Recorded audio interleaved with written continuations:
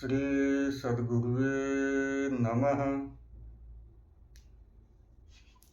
आज आप सबके समक्ष योग मार्ग में प्राणायाम के अंदर समाहित एक ऐसी रहस्यमयी विधि का वर्णन कर रहे हैं जिस विधि का उपयोग आप करके बहुत कुछ लाभ प्राप्त कर सकते हैं। उस विधि में किसी व्यक्ति के विचारधारा को बदलने की शक्ति है।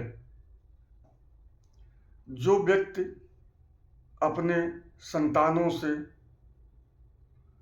दुखी हैं, उनके विचारधारा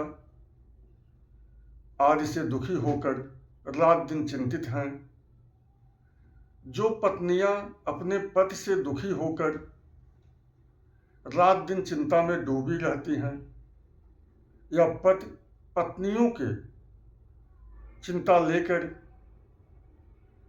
रात दिन चिंतित बने रहते हैं,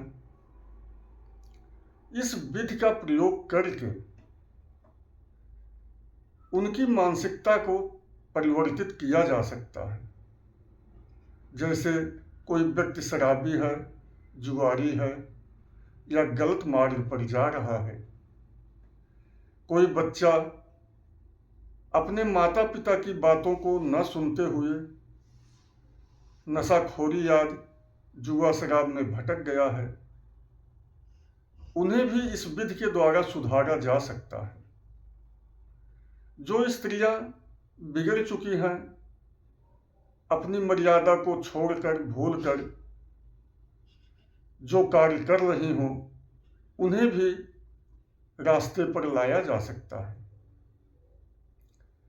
इस विधि का प्रयोग बहुत ही आश्चर्यजनक और रहस्यमयी है।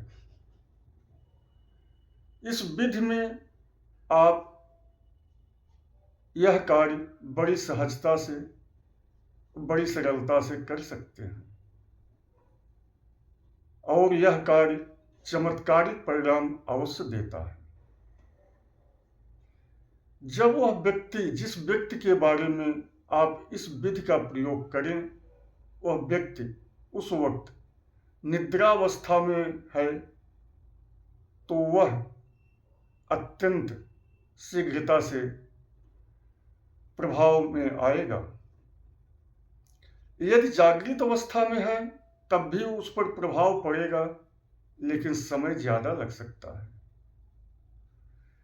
जिसके लिए आप इस विधि का प्रयोग करेंगे, उस व्यक्ति के चेहरे को ध्यान में रखते हुए, मन को उसके चेहरे पर केंद्रित करते हुए, मन में एक सहज प्रार्थना भाव से उसको आग्रह करिए और जिस मार्ग को छुड़वाना चाह रहे हैं, उस मार्ग को छोड़ने के लिए प्रार्थना पूर्वक आदेश प्रदान करते हुए अपनी श्वासों की गति को प्रतिदिन साधारणतः गति से ऊपर ले जाकर अधिक से अधिक जितना लंबा खींचकर छोड़ सकते हैं वह छोड़ें और उस भावना को प्रवाहित करते रहें। यदि उस व्यक्ति के नज़दीक बैठकर आप यह विधि का प्रयोग करेंगे, तो निश्चित ही उसका असर यथाशीघ्र फल प्रदान करेगा। मान लेते हैं कि वह व्यक्ति काफी दूर है या कहीं बहुत दूर है, तो थोड़ा समय ज्यादा लग सकता है, लेकिन सफलता निश्चित रूप से प्राप्त होती है। आपके श्वासों की गति में जो परमाणु श्रृंखलाएं बनेंगी, एक विद्युतीय ऊर्जा का निर्माण होगा, उसकी विद्युतीय ऊर्जा में जाकर शामिल होंगे और धीरे धीरे वहां परिवर्तन का खेल जागृत हो जाएगा।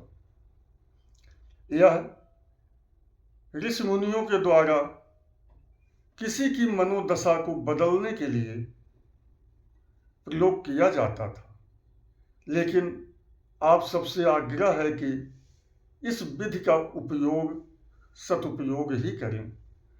इस विधि का दुरुपयोग करके अपने आत्मिक ऊर्जा का नष्ट और पाप के भागीदार कभी न बने।